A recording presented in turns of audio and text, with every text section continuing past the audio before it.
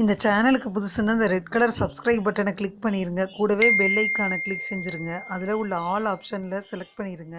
சரி வாங்க இப்போ வீடியோக்குள்ளே போகலாம். ஹாய் ஃப்ரெண்ட்ஸ், நான் உங்கள் கிசான் ஜென்ரல். இன்றைக்கி இந்த பதிவில் குரோதி புத்தாண்டு வருது. இந்த குரோதி புத்தாண்டில் ஒவ்வொரு ராசிக்கும் என்ன நடக்கும்னு பார்த்துருவோம். முதல்ல குரோதி புத்தாண்டுனா என்னன்னு பார்த்துருவோம். குரோதினா பகைன்னு பேர், பகைக்கேடு இந்த மாதிரி பேர்.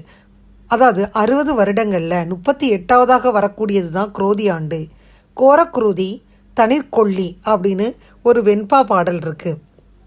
அற்பமழையே பெய்யும் அப்படின்னு சொல்லப்பட்டிருக்கு. பொன்கள் எல்லாம் களவு போகும்னு சொல்லப்பட்டிருக்கு. அதாவது குரோதி வருடம் ரொம்ப மோசமானதாக இருக்கணும், அசம்பாவிதங்கள் அதிகமாக நடக்கணும், பொருட்கள் திருடுபோக வாய்ப்பு இருக்கணும், இந்த குரோதி ஆண்டில் மழை சொற்பமாக பெய்யணும், குறைவாக பெய்யுன்றதுனால விளைச்சல் சுமாராக இருக்கணும். இந்த குரோதி ஆண்டை பற்றி சொல்கிறது மட்டுமல்லாமல் கடவுள் மீது நமக்கு இருக்கக்கூடிய நம்பிக்கையும் குறைந்து போக வாய்ப்பு இருக்குது அப்படின்னு சொல்லப்படுது. எந்த காரணத்தை கொண்டும் கடவுள் மீது பக்தியை குறைச்சிக்கிறாதீங்க. இப்பேற்பட்ட இந்த குரோதி ஆண்டில் கிரகநிலை எப்படி இருக்குன்னு பார்த்துருவோம். மேஷ ராசியில் சூரியன், குரு, மிதுனத்தில் சந்திரன், கன்னியில் கேது, கும்பத்தில் சனி செவ்வாய், மீனத்தில் ராகு புதன் சுக்கிரன் அப்படின்னு நவகிரகங்கள் சஞ்சரிக்குது. இந்த ஆண்டு பார்த்திங்கன்னா ஏப்ரல் 14 சித்திரை 1 ஞாயிற்றுக்கிழமையில் மிதுன ராசியில் பிறக்குது. ஒவ்வொரு ராசிக்கும் என்ன பலன்னு பார்த்துட்டே வந்துடுவோம்.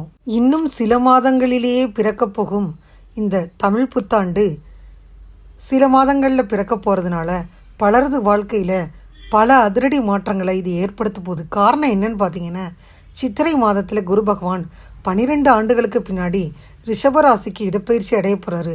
30 ஆண்டுகளுக்கு பின்னாடி சனி பகவான் மீன ராசிக்கு போய் ராகுவுடன் இணைய போகிறாரு. இந்த கிரகங்களின் மாற்றத்தினால 12 ராசிகளுக்கும் அதிரடி மாற்றங்கள் நிகழப்போகுது. அதை பற்றி இந்த பதிவில் பார்த்துருவோம். குரோதி ஆண்டில் எடுத்துக்கிட்டிங்கன்னா உங்களுக்கு குரு பயிற்சியும் ஆக போகுது. அதனால் பார்த்தீங்கன்னா குரு பயிற்சி ஆறனால பொன்னவன் என வர்ணிக்கப்படும் குரு பகவான் ஜாதகத்தில் நல்ல நிலையில் இருந்தால் வாழ்நாள் முழுவதும் கஷ்டம் வராதுன்னு சொல்லப்படுது. குடும்பமும் நல்ல முறையில் இருக்கும். ஜாதகத்தில் குரு ஆட்சி உச்ச நிலையில் இருந்தால் ஜாதகரின் கடைசி காலம் வரை யாரையும் நம்பி வாழ வேண்டிய சூழ்நிலையே இல்லை. அதனால் திருமணம், குழந்தை பாக்கியம், வேலையில் உயர்வு, வருமானத்தில் உயர்வு, நோய் நொடியற்ற வாழ்க்கை வேணும்னு நினச்சிங்கன்னா குரு பகவான் நல்ல நிலையில் இருக்கணும் இல்லையா? அந்த குரோதி வருடத்தில் யார் யாருக்கு குரு பகவானும் நல்லது செய்கிறாருன்றதையும் சேர்த்து பார்த்துடலாம். கன்னிராசி என்பர்களை எடுத்துக்கிட்டா, கன்னிராசி என்பர்களுக்கு 1ல் கேது, 6ல் சனி, 7ல் ராகு, 8ல் குரு என கிரகங்கள் இந்த குரோதி புத்தாண்டில் இருக்குது. இதனால் உங்கள் திருமண வாழ்க்கையில் பிரச்சனைகள் அவ்வப்போது நிம்மதியை கெடுத்துருது. குருவின் மாற்றத்தால் ஓரளவு நன்மைகளை பெறுவீங்க. கன்னிராசி அன்பர்களை எடுத்துக்கிட்டா, கன்னிராசி அன்பர்களுக்கு இந்த குரோதி புத்தாண்டில் தொழிலில் முன்னேற்றம் மற்றும் பதவி உயர்வு கிடைக்கும். சமூகத்தில் நல்ல மரியாதை, புகழ் கிடைக்கும். நீண்ட நாள் ஆசைகள் நிறைவேறும். ஆண்டு முழுவதும் தைரியம், தன்னம்பிக்கை அதிகரிக்கும். குரோதி ஆண்டில் உங்களுக்கு குபேர யோகம் தேடி வரப்போகுது. தொட்டதெல்லாம் பொண்ணாகும். அனுபவிக்க தயாராக இருங்க. கன்னிராசி என்பவர்களுக்கு இந்த குரோதி புத்தாண்டை எடுத்துக்கிட்டிங்கன்னா பயணம் யோகத்தை தரும். தொழிலில் முன்னேற்றம் மற்றும் பதவி உயர்வு கிடைக்கும். சமூகத்தில் நல்ல மரியாதை மற்றும் புகழ் கிடைக்கும். நீண்ட நாட்கள் ஆசைகள் எல்லாம் நிறைவேறும். பூர்வ புண்ணிய சொத்துக்களினால் வருமானமும் கிடைக்கும். சொந்த தொழில் செஞ்சீங்கன்னா தொழிலை நீங்கள் கண்டிப்பாக விரிவுபடுத்தலாம். கன்னிராசி அன்பர்களை எடுத்துக்கிட்டிங்கன்னா கன்னிராசி அன்பர்களுக்கு 6ஆம் வீடான ருண ரோக சத்ருஸ்தானத்தில் சனி பகவான் ஆண்டு முழுவதும் பயணம் செய்கிறாரு. குடும்ப பிரச்சனை, கடன் பிரச்சனை என கஷ்டங்களை பொறுத்துட்டு இருந்தீங்க. உங்களுக்கு இனி எல்லாமே சுகம்தான். சனி பகவான் நல்லதை தரப்போகிறாரு. எதிரிகள் பிரச்சனை முடிவுக்கு வரப்போகுது. சித்திரை முதல் நீங்கள் தொட்டதெல்லாம் பொண்ணாகும். கை நிறைய சம்பளத்தில் கன்னிராசிக்காரவங்களுக்கு நல்ல வேலை கிடைக்கும். வேலையில் இருந்தீங்கன்னா ப்ரொமோஷனும் சம்பள உயர்வும் கிடைக்கும். உங்களின் வருமானம் ரெட்டிப்பாகும். கடன்களை அடைபடுவதற்கான நேரம் வந்துருச்சு. சொந்த தொழில் செஞ்சீங்கன்னா தொழிலை விரிவுபடுத்தலாம். ஆண்டின் இறுதியில் சனி பகவான் 7ஆம் வீட்டுக்கு இடப்பெயர்ச்சி அடைய போகிறாரு. கவலை வேண்டாம். கண்டகச்சனி என்றாலும் ராகுவுடன் சேரும் சனி யோகத்தை கொடுப்பாரு. குரோதி ஆண்டு முழுவதும் ராகு உங்கள் ராசிக்கு 7ஆம் வீடான களத்திரஸ்தானத்தில் பயணம் செய்கிறாரு. கேது உங்கள் ராசியில் ஆண்டு முழுவதும் பயணம் செய்கிறாரு. உங்கள் ராசியில் உள்ள கேதுவின் மீது குரு பகவானின் பொன்னான பார்வை கிடைக்குது. கோடீஸ்வர யோகம் தேடி வருது. களத்திரம் கூட்டு தொழில் ஸ்தானம் நண்பர்கள் ஸ்தானத்தில் ராகு பயணம் செய்கிறாரு. உங்களுக்கு செய்யும் வியாபாரம் தொழிலில் வருமானம் அதிகரிக்க போகுது. கடன் வாங்கி நொந்து போனவங்களுக்கு புதிய நட்பு கூட்டு தொழில் உதவி கிடைக்கும். கணவன் மனைவி பிரச்சனை நீங்கி ஒன்று சேரலாம். குடும்பத்தில் மகிழ்ச்சியும் நிம்மதியும் அதிகரிக்கும். சண்டை சச்சரவு ஏற்பட்டு கோர்ட்டு விவாகரத்துன்னு அலைஞ்சு திரிஞ்சிங்கன்னா சமாதானம் அடையலாம். ஆண்டு முழுவதும் கன்னிராசியில் கேது பயணம் செய்கிறாரு. கௌரவம், புகழ், கீர்த்தி, அந்தஸ்து தரும். கேதுவுக்கு குரு பார்வை கிடைக்குது. கஷ்ட நஷ்டங்களிலிருந்து விடிவு காலம் விமோச்சனம் கிடைக்குது. வேலை இல்லாதவங்களுக்கு குரோதி ஆண்டில் நல்ல வேலை கிடைக்கும். பிள்ளைகளின் உயர்கல்விக்காக கடன் வாங்குவீங்க. ராகு கேது பயிற்சியால் மாற்றமும் முன்னேற்றமும் வரும்.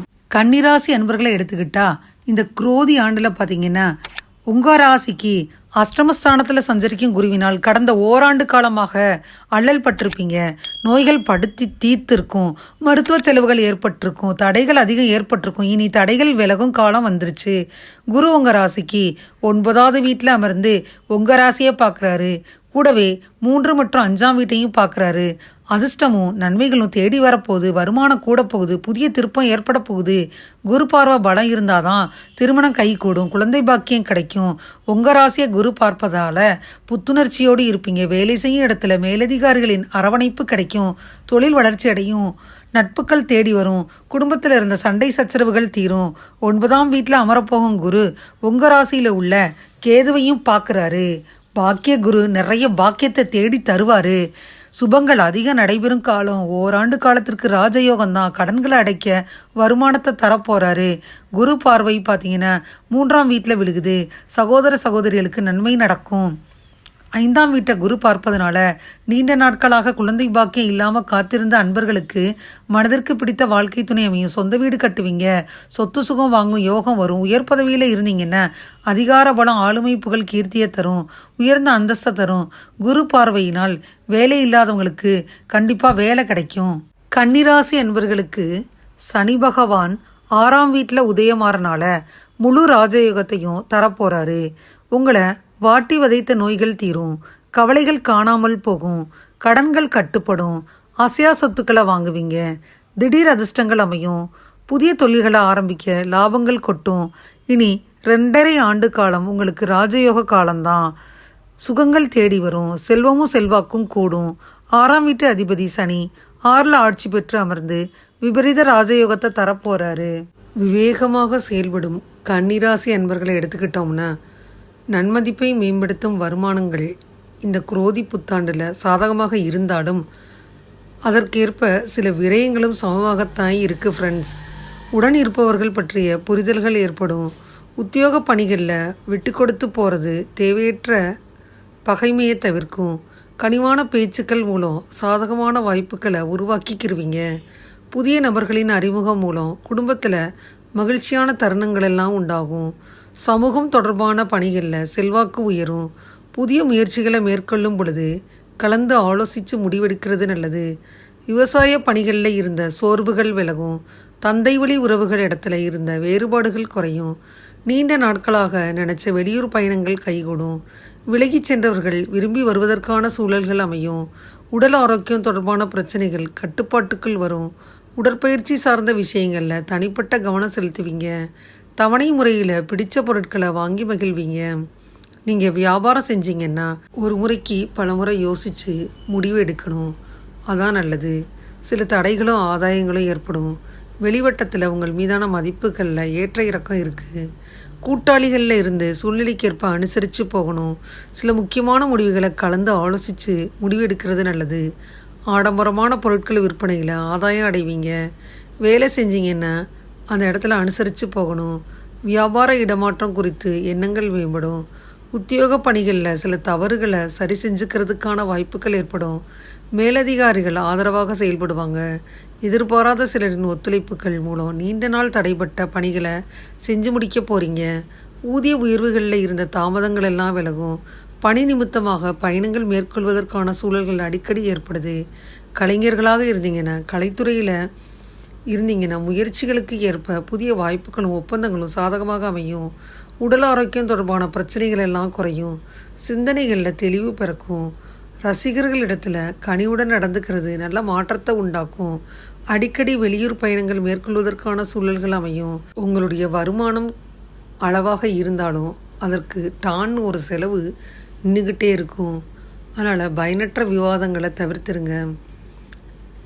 மேலும் நீங்கள் அரசியல்வாதிகளாக இருந்தீங்கன்னா சூழ்நிலையை அறிஞ்சு செயல்படணும். பல வழிகளில் முன்னேற்றத்தை உண்டாக்கும். வருமான உயர்வு குறித்த விஷயங்களில் நேர்மையை கடைப்பிடிக்கிறது நல்லது. கட்சி மேலிடத்தில் ஆதரவுகள் மனதளவில் புதிய தன்னம்பிக்கையும் செயல்களில் வேகத்தையும் ஏற்படுத்தும். தொண்டர்கள் இடத்துல மதிப்பும் மரியாதையும் உயரும். கடினமான சூழ்நிலைகளை சமாளிக்கக்கூடிய மனப்பக்குவமும் தன்னம்பிக்கையும் மேம்படும். பெண்களாக இருந்தீங்கன்னா சுபகாரியம் தொடர்பான முயற்சிகள் கைகூடும்.